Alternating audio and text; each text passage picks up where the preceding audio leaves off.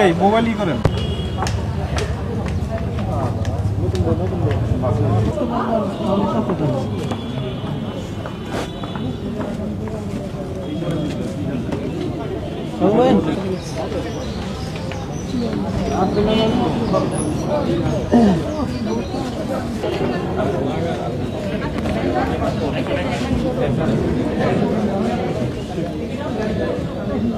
এখানে স্পার সেন্টারের আদলে হয়তো অন্য কিছু হচ্ছিল, সেটাই আমরা এখন সিজ করার চেষ্টা করতেছি, আলামত উদ্ধার করার চেষ্টা করতেছি। আমরা ভিকটিম পেয়েছি 11 জনকে, আর সাথে অ্যাকিউজড আছে আরও 5 জন। আমরা এখানে বাড়ির মালিককে, ওনারকে সেগুলো একটু চেষ্টা করতেছি।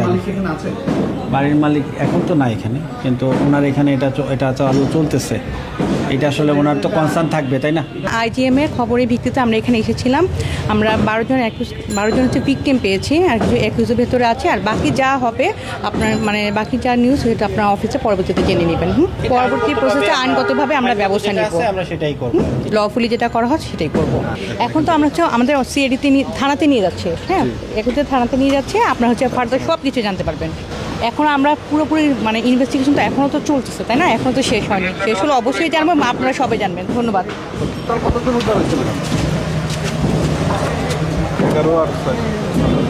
আজকে যে আপনার যে CID থেকে লোক আসছে, তারা তদন্ত করে যাওয়া পাইছে, ধরে নিয়ে গেছে অবৈধ কাজে যারা লিপ্ত ছিল তাদেরকে। তারা এখানে নিচে বডি মেসেজ হয়, এখানে থাকে, ওখান থেকে তাদের নিয়ে গেছে।